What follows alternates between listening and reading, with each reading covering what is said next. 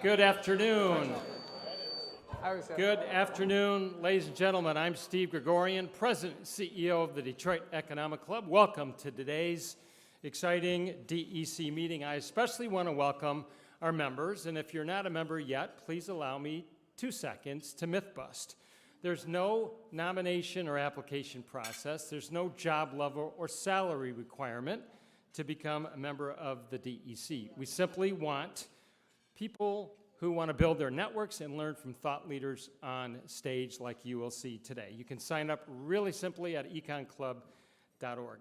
As we get started, I would just ask you to take a moment and silence your cell phones so we do not disturb today's program. And if you've been with us before, you know we always begin with a pledge and a prayer. So please stand and join me as we honor our country with the Pledge of Allegiance. I pledge allegiance to the flag of the United States of America and to the republic for which it stands, one nation, under God, indivisible, with liberty and justice for all. And kindly remain standing as our invocation will be delivered today by my good friend Deacon Joseph Adams from the Hartford Memorial Baptist Church. Nice to see you. Good to see you,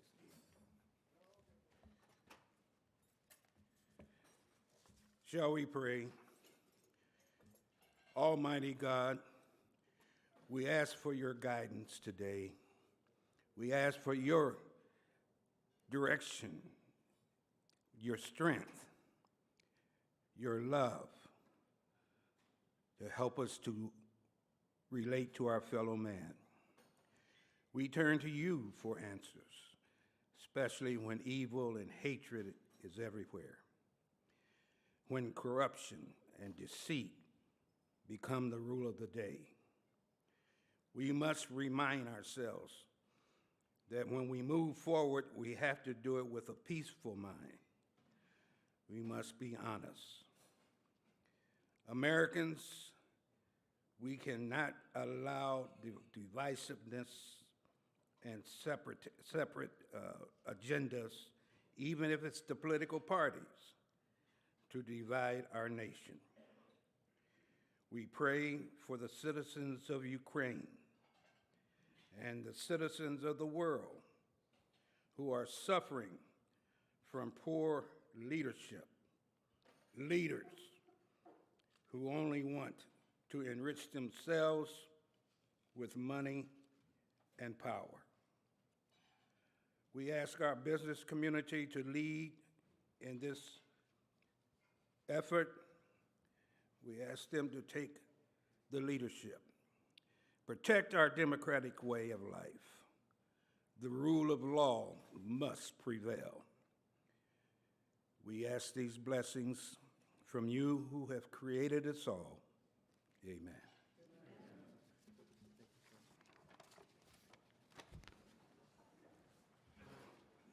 Thank you, Deacon Adams, and everybody please be seated. We love having high school and college students with us each and every meeting. Today is no different. These students are here courtesy of our generous corporate sponsors, and their day already began with a private reception with our speakers, Jeff and Ron. I want to take a moment to let you know who is with us today. We've got students from Advanced Tech Academy in Dearborn, compliments of Jim Tisch and Grant Thornton. Thank you, guys. Schoolcraft College is here, thanks to Kendra and Accenture. And River Rouge High School is here, thanks to the Dow Chemical Company. So please join me in a round of applause as we welcome our students and thank our sponsors. I also want to welcome a special guest to his first DEC meeting, and that would be the Consul General of Japan in Detroit, Consul General Shindo. Please stand so we can welcome you.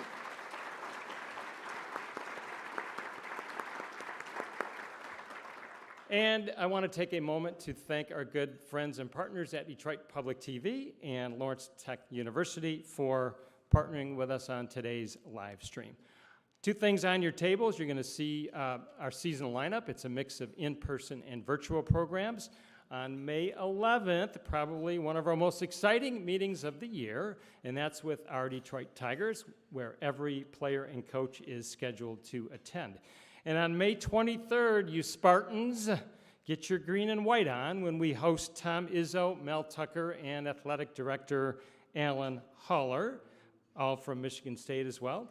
And on June 8th, if you're a summer beverage fan, and of course, who's not a summer beverage fan, we're going to host the Anheuser-Busch CEO for a fireside chat in the late afternoon, followed by a summer beverage tasting happy hour. So that should be fun. We're looking forward to that. It's a little unusual for us to do something in that time of the day, but I think we'll have some fun with it. We look forward to seeing you if your schedule permits, and of course, watch your email for more announcements heading your way.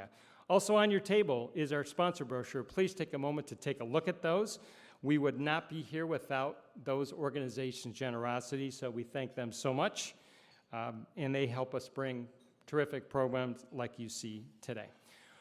Of course, the DEC has an incredible history of speakers that tell the history of our country, and Jeff and Ron, May 2nd is a popular date in our 88-year history. You both now join a distinguished list of 14 others who have spoken on this day, May 2nd. A few highlights, and Ron Hall, you might be particularly interested in this. This is way back in 1938. Walter Fry, CEO of a Detroit auto seat cover manufacturer, delivered a speech titled, "What Small Businessman is Thinking Today." And after doing some research and digging into this, I found that at the meeting, he explained he was trapped between Michigan's high labor rates and Governor Frank Murphy's labor policy, and therefore, his choice was moving or going out of business. And he went on to use the DEC meeting to announce to audience gasps that his plant, therefore, was moving to Georgia. So Ron Hall, no Bridgewater announcements from you today. Also on May 2nd in DEC history, Jason liked that one, yeah. T. Boone Pickens was here, Janet Reno, GM Chairman Rick Wagner, Governor Granholm, and finally, just recently, a couple years ago, pre-pandemic, PGA Tour Commissioner Jay Monahan. And today we're pleased to add you both, Jeff and Ron, as our 15th speaker on this day in DEC history, so congratulations and thanks for being with us. And finally, 2 ways for you to be involved in today's program. If you're a tweeter, we want you to tweet using @DebtEconomicClub, and you can also submit a question for Jeff and Ron using your smartphone, and those instructions are on your table. And those questions will make their way to our presiding officer, who I'm about to put to work. Sandy Pierce is the chair of Huntington, Michigan, and regional banking exec. She's a DEC and Business Leaders for Michigan board member. Sandy is a great friend to the DEC and to me personally, and also an enthusiastic supporter of many things in our state, region, city, community. So ladies and gentlemen, please welcome Sandy Pierce.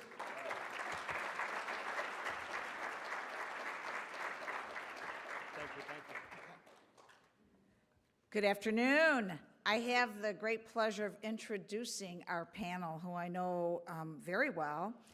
It's my pleasure to introduce you to Jeff Donofrio. Many of you might know him, but in October of 2020, he was actually named the president and CEO of Business Leaders for Michigan. Prior to that, if you saw Jeff around, he served as the director of the Michigan Department of Labor and Economic Opportunity, where he led the state's workforce, economic development, housing, and labor activities, working with Governor Whitmer's team. Prior to that, he served as the City of Detroit's Executive Director of Workplace Development, and then as a policy executive at Ford Motor Company. He can't keep a job. He's also worked for the legendary Congressman John Dingell and for Governor Granholm. He earned his BA from Michigan State University and his MBA from Georgetown University. Go Green. Ron Hall, next, is president and CEO of Bridgewater Interiors. He is not going to make any crazy announcements. That's an automotive interior manufacturing firm specializing in just-in-time assembly, sequencing, and delivery of seating systems. He's a lawyer by training. Ron spent several years as a Detroit-based corporate attorney at Dykema. He earned his JD at U of M's law school, and he holds a BS in international political economy from the U.S. Military Academy at West Point. He served several years as an active duty, thank you for your service, seriously, Ron, as a U.S. Army Field Artillery officer and attained the rank of captain, and among other awards, was decorated for his meritorious service in the Persian Gulf War. Thank you so much, Ron, for your service.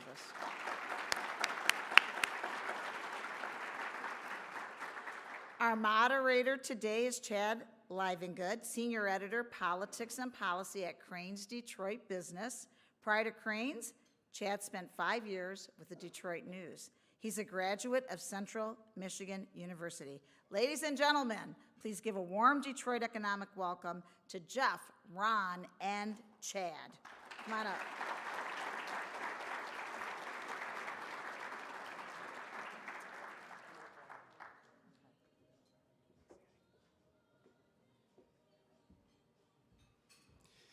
Well, good afternoon, everybody.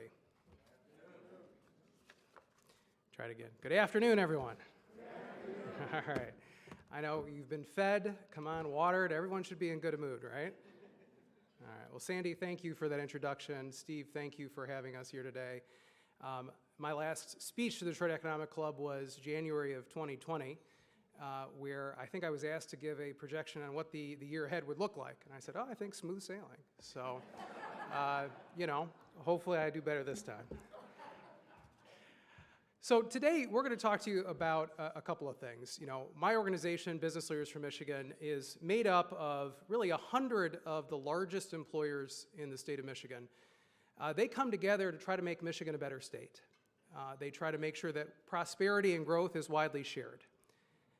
They represent about 40% of our state's economy, 500,000 employees, and communities really across the state, not just here in Southeast Michigan. And part of what we try to do at Business Leaders for Michigan is really give a sense of where do we rank? How do we compare? How do we compete with those 49 other states that are looking to grow, looking to potentially take some of the jobs that we've been fortunate here to have in Michigan? And back in 2009, we were not doing too well.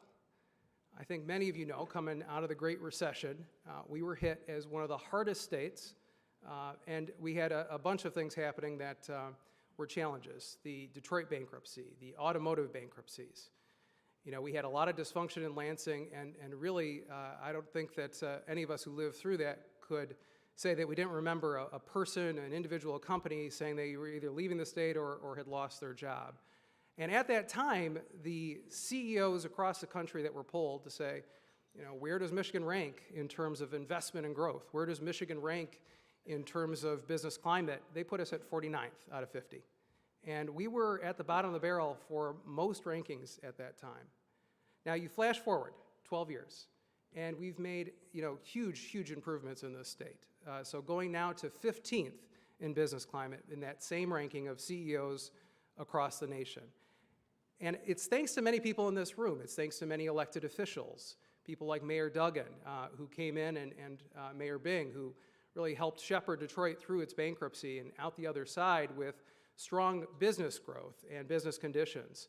I think the you know, stability that we have in the state budget and in state government generally, you know, it's hard to remember, right? Sometimes when you see the dysfunction in Lansing today, but we were opening every drawer looking for nickels and dimes and everything else to try to pay the bills back then. Today, it's a different situation. So we should celebrate that progress.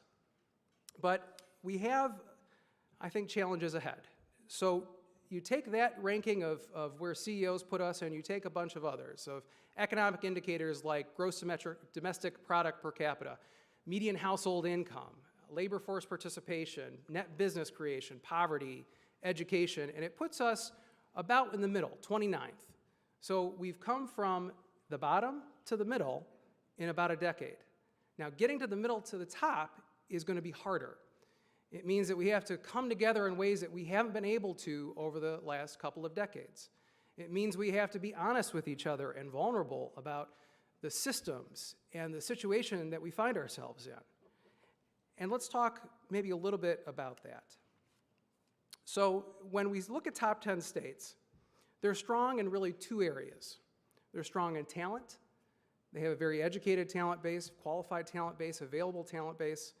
And they're strong in economic growth, creating jobs, creating entrepreneurs, finding ways to increase the rankings of their business climate. So where are we? Well, in K-12, if you ask Michiganders where we rank, they say we're right in the middle, 26 out of 50. But here's the kicker. In 4th grade reading, we're 39th. 8th grade math, 33rd. High school graduation rate, 41st. Now, there's a disconnect there. There's a challenge, and so if the average is 41st in the state, think of those schools that have high amounts of poverty. Think of those students who have gaps. It's even worse for individuals there. Now, this was the rankings that Michigan found itself even before COVID. And I know many of us are concerned about the learning loss that happened in the classroom. Quite a few students didn't have any educational gain over the period of time where COVID disrupted their learning environment. We've also seen teachers leave the profession at record rates. And folks, you know, if you look at the colleges, universities, and the enrollment rate for teacher programs, we're in a lot of trouble moving forward if we can't change that trajectory. So there's a disconnect in terms of where we think we are in K-12 as a state and where the true facts are, which is leading to a lack of urgency, a lack of focus on the part of all of us, and I think our elected officials, who we send to try to change these trajectories and dynamics. And, you know, I think it's another piece that, you know, we talk to people, we talk to voters about this, and they say, you know, you're right, Michigan, it might be struggling, but my school district, my kid, they're doing okay. But when we look at the data and we compare every school district in Michigan versus its peer across the country in top performing states, we're underperforming. Our students are not scoring as high and they're not getting the same results that they should be. There's a lot we have to do to change that trajectory. Now, how about education beyond high school? Well, you know, I know many of us had family and relatives who moved to Michigan because of economic opportunity from the South. And a lot of us have always took pride that, you know, Michigan was a stronger state from its economic perspective, also from an educational perspective. And in 2010, compared to states like Georgia, Tennessee, and Kentucky, we were actually ahead of them. We had a more educated population with bachelor's degrees and associate's degrees and certificates, high quality education here in Michigan. And over time, we've grown, but those states have grown faster than us. So today, Georgia and Kentucky are more educated states than Michigan. And Tennessee's on our heels. Tennessee has done a heck of a lot. And if you want to look at a state that has moved, one of the fastest in I think, the nation, they've gone from 36th to 16th in that same decade that we moved just to the middle. How about our economy? Well, we all know that their EV transition is happening, and there's a lot of disruption, of course, with our auto industry around electric vehicles and automation. Now, 46,000 people work directly in Michigan for the production of internal combustion engine components. So the engine itself, the drivetrain, and other parts and materials. The multiplier on those individuals, though, means that it's about 170,000 jobs that are connected to internal combustion engines here in Michigan. Those are small business jobs that are created because we have this manufacturing strength. Those are dry cleaners and grocery stores and doctors. Those jobs are at risk as well. And why it's so important, because, you know, those jobs would represent the combined total of every person employed in Lansing and Grand Rapids. So the impact on Michigan, if we don't get this right, is going to be huge.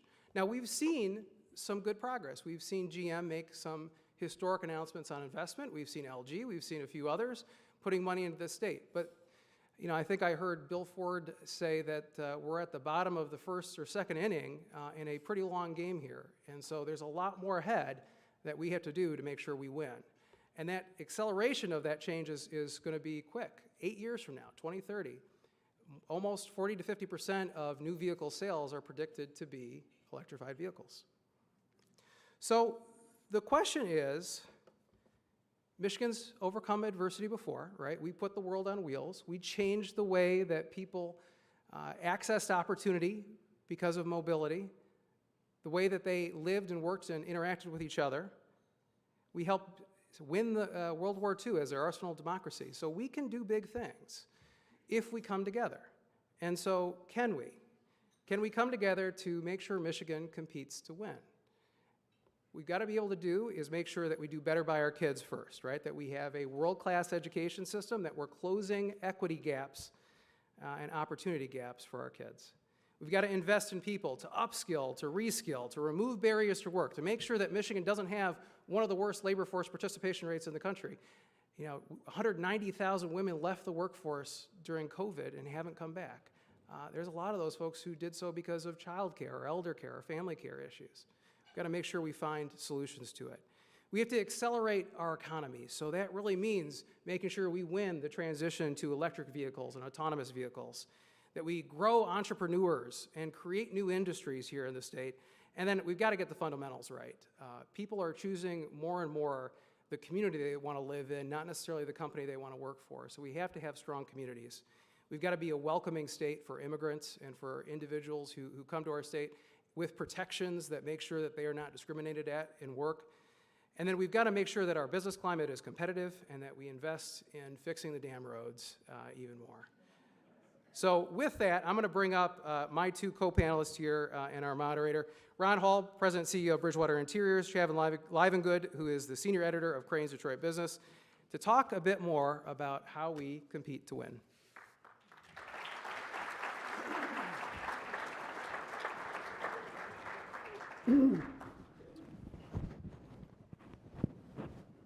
Well, thank you, Jeff, for that introduction. I really appreciate it. I think you really kind of laid some real facts at the ground, and I think the first challenge that we face is just accepting all the shared facts. Yeah. And we don't quite have an agreement on some of that. I think we saw that on full display last fall when Ford made this announcement of building this Blue Oval City factory in western Tennessee and a new big battery factory in Kentucky. I've never seen the powers that be in Lansing move so fast to spend $1 billion and just write a check so quickly. And so I want to talk a little bit about that and how we kind of already knew this was going to happen, in part because we haven't had a really cohesive economic development strategy in the state for maybe upwards of 2 decades. Yeah, that is one of the biggest challenges we have is that, an economic development strategy, a strategy on talent, K-12, doesn't seem to be able to, one, look at the systemic issue, not just the issue of today, right? The silver bullet or the press release that gets put out to try to solve the problem. So you look at a state like Tennessee that won the Ford Blue Oval investment. Tennessee had been investing in that site for 20 years. They had put in place a new and revised community college system, one of which, or a campus of which is going to be built right on that Blue Oval site. 10 years ago, their governor, their U.S. senator came together and said, electric vehicles are the future. How do we win that investment? And they've had a laser focus on doing it since then. They have put in place, because we know really 4 things for business development that our members and that the business community would tell you are important and that we've not been consistent on. Site development. So we don't have shovel-ready sites in the same way that many states around the country, and particularly in the South, do. Incentives. A lot of times we put an incentive in place and a few years later we change our mind and pull it back. That lack of consistency, that lack of certainty kills us every time because no one can plan on it. And we have to have competitive incentives as well because, of course, states are changing every day in the competitive landscape. We have to make sure that we have the talent. And Tennessee put in place programs that gave tuition-free pathways for individuals to either upskill or to get a college or a post-secondary degree. So, they did a lot of those things. And then lastly, we have to have a working relationship between and a really strong sense of customer service so that when a company comes into a state and says, I'd like to invest, we take them by the hand and there's one person, one door that they have to go to, not 100. They don't have to go to 5 different workforce agencies. They don't have to go to 6 different economic development agencies to figure out what it is that the government will help them with on regulations, on talent, all of those things. That's been a challenge again from a regional level, from a state level for Michigan. Ron, your company already does business in the South. Can you talk a little bit about what you have experienced with the leadership in the South, how these different governors and economic development planners have just approached this race right now different than what Michigan has done in recent years? Yes, we have an operation in north central Alabama where we support Honda, and the climate there is very different. I was at an automotive conference late last year, and after 15 years almost of engagement with our business there, nonetheless came away stunned at how forceful the presentation was. The governors of Mississippi, Alabama, and South Carolina sat on stage for about an hour and 15 minutes. And if I hadn't known that they were there to attack the upper Midwest and Michigan, really, I wouldn't have known better. I mean, each of them talked at length about strategic plays that their states are undertaking to move the automotive manufacturing industry to the Southeast, or rather to complete its move to the Southeast and make sure that that region continues to be the area where the industry grows. And they talked with a lot of pride about the jobs that they've been able to pull away from Michigan. They talked about how they think their culture's different. They sell automakers on what they think is a stronger work ethic, a more friendly business and climate, better tax and regulatory structure, and so forth. And we've seen some of that on a micro level at our business.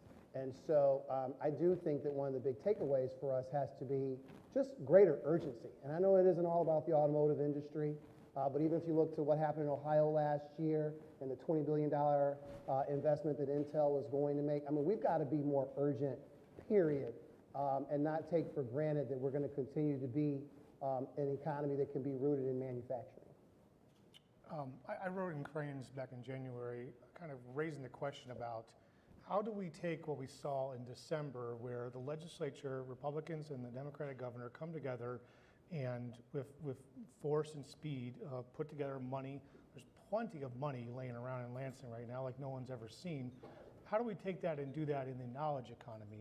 Keep that automotive tech industry that is firmly planted here from migrating south as well.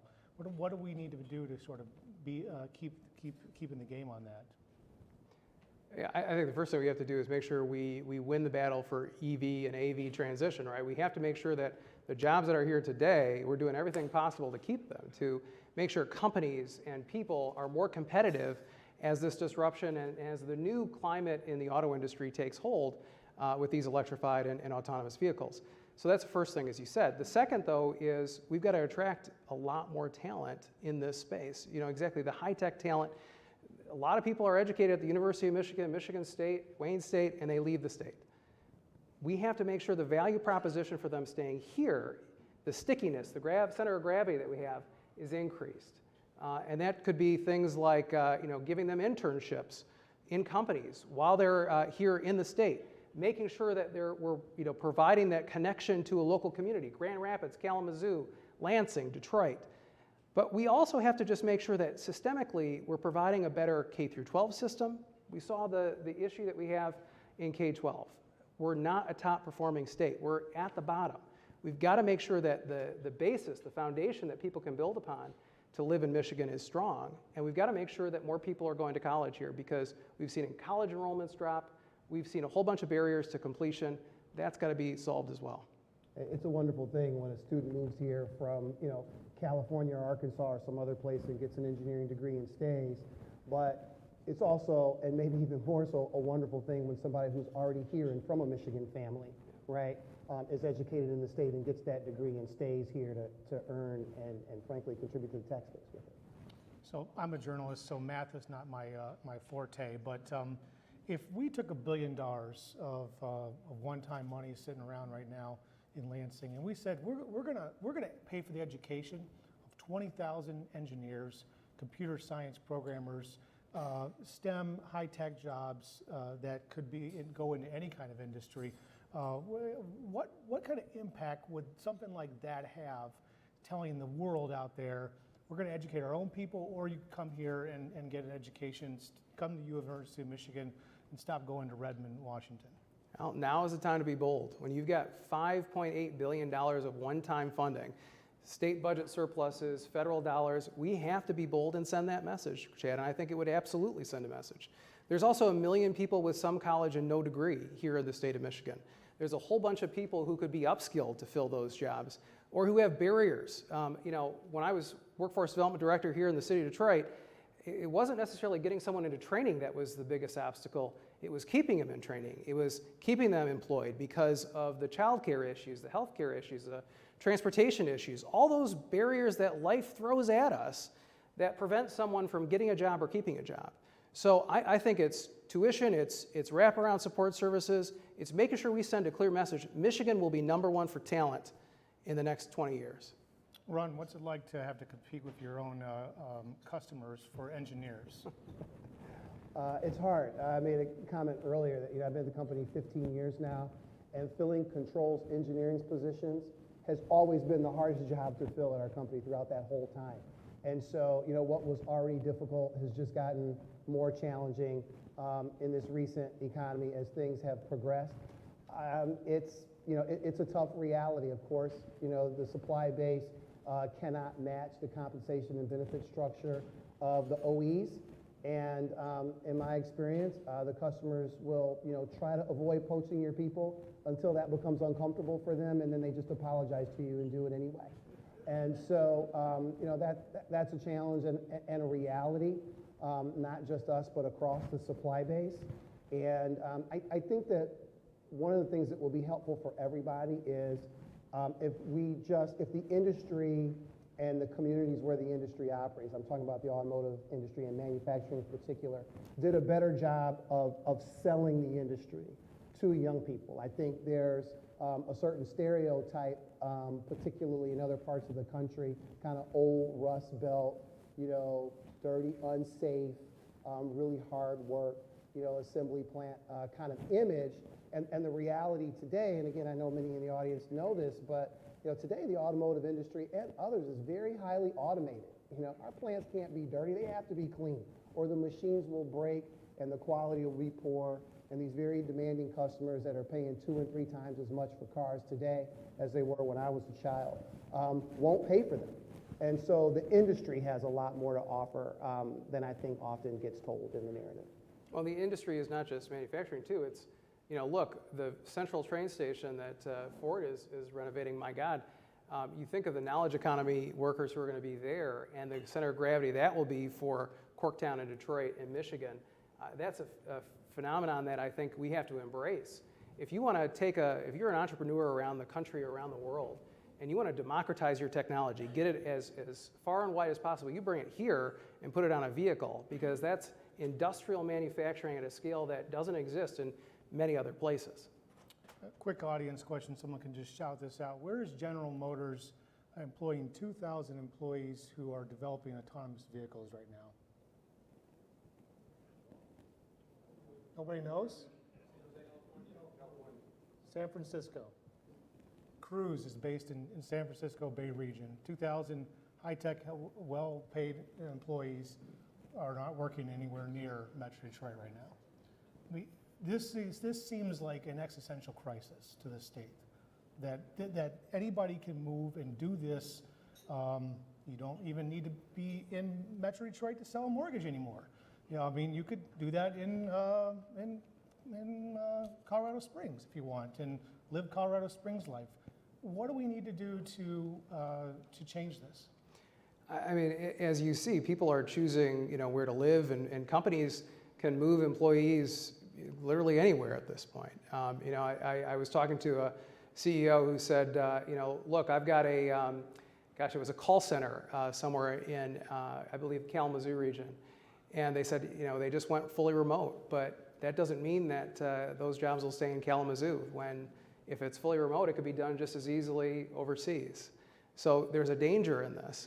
There's also an opportunity, right? If we create communities, if we create a state where people want to move to, where people want to live because they have those extracurricular activities, they have connections to family, and they have a more well-rounded quality of life. I mean, you talk to people in San Francisco, not many of them are able to afford a house these days. The commute into San Francisco is terrible. At times, people get tired of that rat race. And what we see is that even when people move out of Michigan to go to Chicago or go to the East or West Coast, a lot of times they are moving back when they get to an age where they're having kids and they want to settle down and have a family. So trying to make sure that we understand how to bring more of those individuals back, keep more of them here, and then make that value proposition of an affordable quality of life even stronger with strong communities is going to be critical. And for once in my life, I actually think the weather is going to start to help. All the climate crises that we read and hear about in the news every day, I think over time make Michigan a more attractive place. I mean, we're surrounded by the Great Lakes. We have a multi-seasonal environment that is not as harsh as it once was. And you look at other places that have had a lot of success that are multi-seasonal, likely Utah. And I think that increasingly, when you talk about cost of living, if we get some of these other things together, if we're providing good governance and strong economic development planning and a stable tax structure and the roads aren't riddled with potholes, then I think we'll start to see more people come here for the lifestyle and business opportunity mix. Oh, we got to talk about potholes for a second. I came back to Michigan in 2012 from Delaware, and at the time, longtime Detroit News Lansing Bureau reporter Gary Heinlein said to me, "We'll never write about the roads enough." And sure enough, 10 years later, still can't write it. And literally 10 years later, the roads are just in as poor condition as they were 10 years ago. We just are treading water all the time. What is wrong with our politics right now that we can't figure out this issue? Yeah, I mean, this one is tough. I think it goes to the problem we have across the board in this state. We don't have strategies that outlive terms of office. We tend to govern and try to fix problems by press release or silver bullets. And politicians, especially those who only have a few years in office because we have the most restrictive term limits in the country, aren't incentivized to think long term, aren't incentivized to try to figure out something that they won't be around to govern or implement. That's a huge challenge for Michigan. And I know term limits is going to be a topic this year. I think we've got to take that on in some way and address it, because unless we get to a consistency of persistence where a strategy is put in place, we're able to have a little bit of short-term pain for that long-term benefit. Chad, I think you wrote an article that said the average Michigan family is paying something like, what was it, $5,000 because of the shape of our roads? Yeah, something along that line. Versus, a whole bunch of other states where they're paying less than half of that. Like Tennessee's paying like $2,000. Right. So, again, we've got to take the hit now. We've got to come together, make the hard decisions, but we're not really geared as a state government and I think as a state to do that. So we all have a voice in this election. It's an election year. There's going to be huge turnover at the legislature. We've got some candidates in the room. We should be talking to them about what is your long-term plan, not what is the press release that's going to solve the problem today. Are BLM's members going to help fund that constitutional amendment ballot campaign? I don't know if it's on the ballot yet, but I think we don't know who's going to be on the ballot at this point on all fronts. I think the business community is interested in government that actually is trying to solve problems for the long term, and we're looking for solutions to help make that possible. Ron, you want to touch I this? completely agree. I mean, we can't be daunted by the length of the journey to get started. I used to own a home in Detroit that was built in 1928. We had a plumbing issue in the basement. We jackhammered through the basement floor, and it looked like pottery, and it was ceramic pipes down there. I mean, so you've got, 100-year-old infrastructure that nobody's thinking seriously about how to fund and fix. The roads, are only half as old as that, and most of them have been fixed at some point along the way.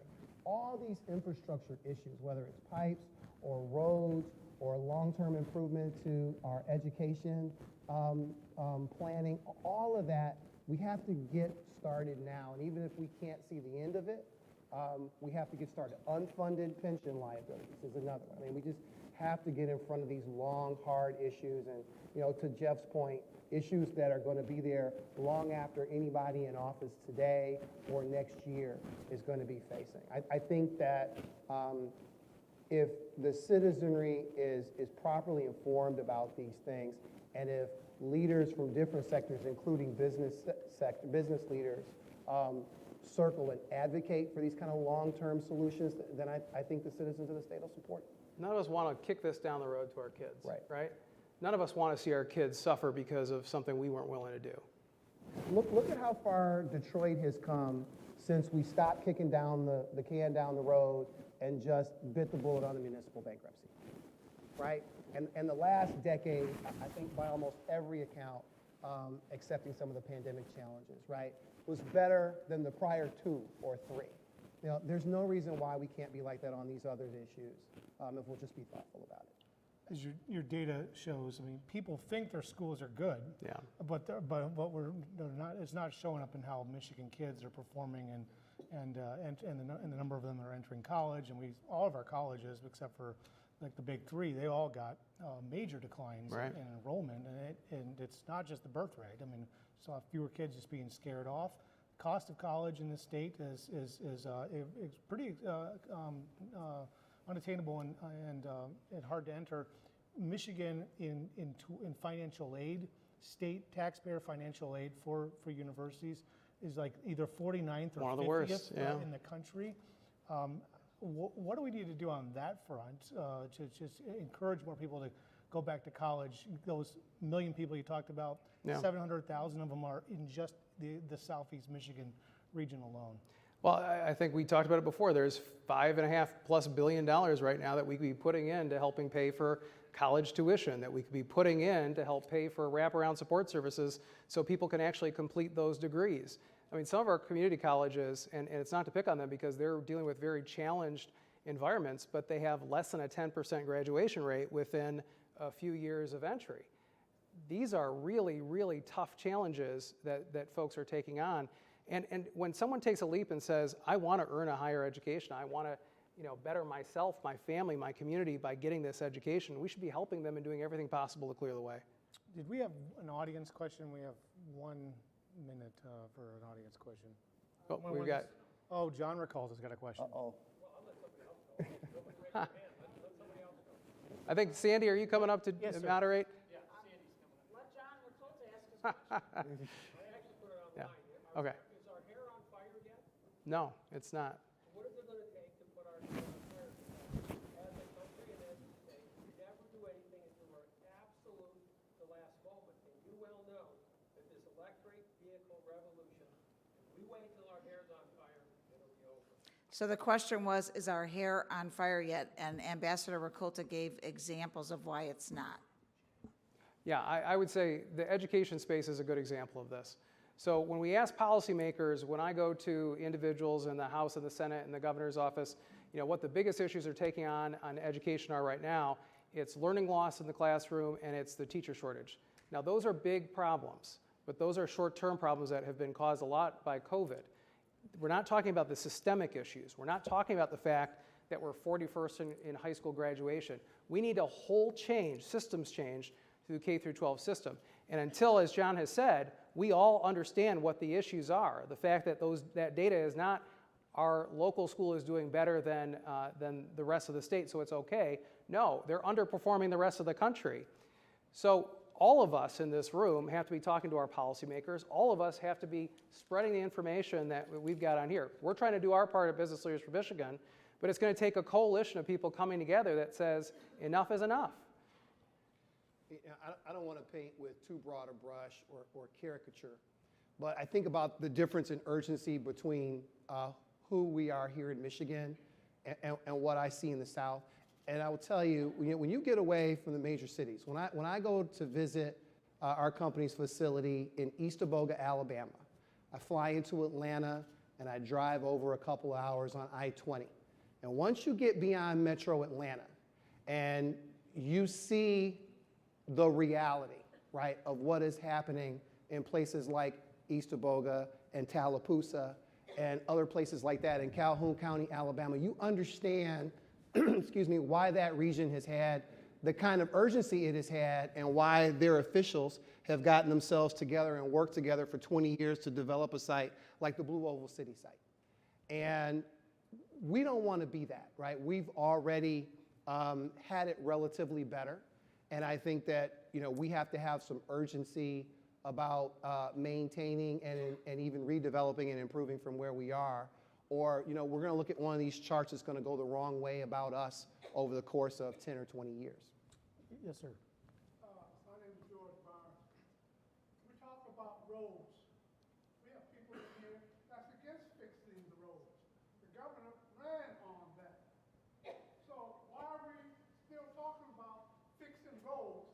Because we don't want to fix them because it's a Democrat. If it was a Republican, it might be the same thing. I don't know. But we talk about fixing roads. She ran on fixing roads, but we're still not doing anything about it, or a little bit about it. I get tired of this. Okay, let me, oh, thank you. But let me bring a question from the audience that came in. I don't know who asked this. It's an anonymous one, but I think it's a good one. As you said, there are a lot of changes that have to be made. You talked about the changes that need to be made. What changes from your perspective and your lens do you think are already being implemented, being worked on to get us to a top 10 state? Well, I think that there have been some good successes over the last year. Chad talked about the incentive program that was put in place in December with $1 billion of a closing fund, a site readiness fund. That's some progress. Chad and I talked about the fact that we need that muscle memory. We need the folks who came together in Lansing, Democrats and Republicans, because they felt the urgency to apply that to a whole bunch of other problems. Now, on education, we passed the Reconnect program in the last few years. Anybody over the age of 25 who doesn't have a college credential can go back to school at no cost themselves to a local community college to get an associate's degree, to get a certificate of high quality substance that is for an in-demand job.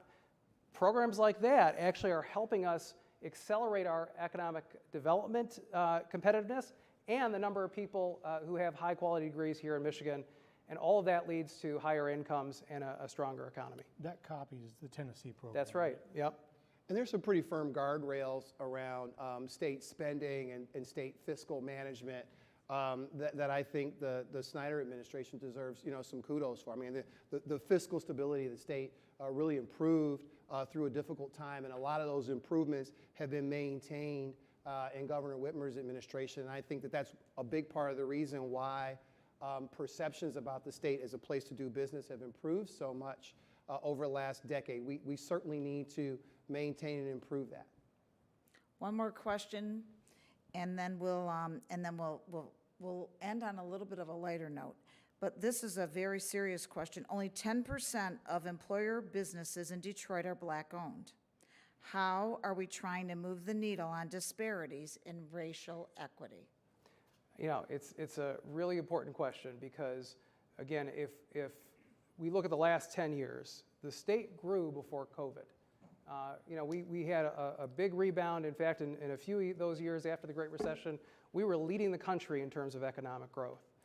But that growth was not felt equally, widely. Some of it was access to capital. Some of it was the mentorship, the ecosystem that exists for entrepreneurs, persons in Detroit who are from the African American community, the Hispanic community, elsewhere, to have those same opportunities that just didn't exist. You see companies trying to take this on directly. Rocket, for instance, creating a fund that is directed specifically at creating new companies from the Black community. Now, we've got to do a lot more of that, and we've got to make sure that we're doing wholesale purchasing and other supply chain initiatives that are helping to purchase more from those minority-owned companies, women-owned companies, African-American-owned companies, and we should be trying to do that here in Michigan and particularly in Detroit. So I've been around this issue all my life, quite literally. And our company, I think, is one of the largest Black-owned firms in terms of employment in the region. We employ about 2,000 people in Metro Detroit. And the company derives much of its success from the commitment of the auto industry to supplier diversity development. So a lot of this is about getting an opportunity. And we've proven over our 23-year history that we're exceptional operators. And I'm proud to have several members of my team here with me today, and they'll all head nod and say, yep, we're fantastic, and the customers tell us that all the time. And yet, I will tell you, if supplier diversity didn't matter to my customers, we'd still have a hard time.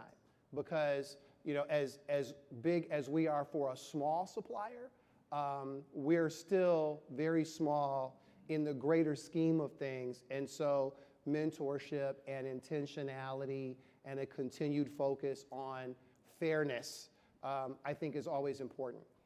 But at bottom, I think it all comes back to education. I think that the more we are committed to an education system that is focused on equality of opportunity, not equality of result, but equality of opportunity, then the rest will more or less take care of itself over the long term.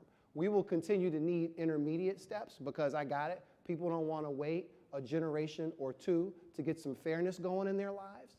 But over the long term, we'll be in a position to move away from some of these intermediate efforts if we will just get the education piece right. Okay, I'm going to end with this, and then I'm going to ask Steve to come back up. So all three of you, and I'm going to start with you, Chad, in a couple of words, what advice to your 24-year-old self?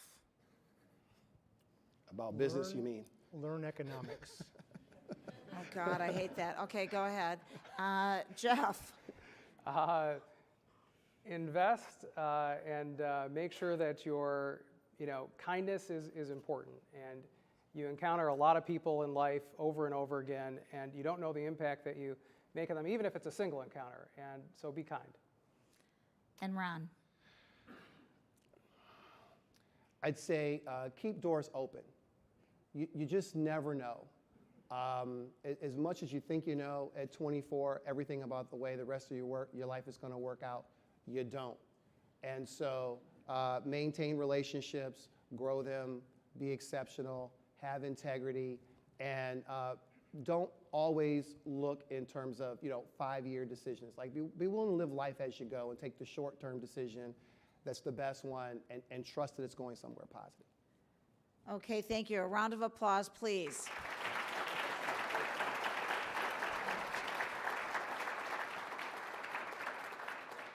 Wow, I got to take my breath on this one, grab a breath. So Jeff and Ron, you're always welcome back here anytime. Folks, heady conversation. We all need to be part of the solution here. It's not just these guys up here. It's on all of us. So thank you, Jeff and Ron, for being with us. Chad and Sandy, thanks for your time, talents, and enriching our community.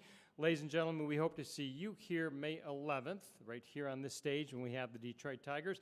And by the way, tell your friends and colleagues about this conversation. We need them to join the DEC and become a member because we're cool. We do some good stuff here. So on time, every time, this meeting of the Detroit Economic Club is now adjourned. Thanks for coming. Have a great week.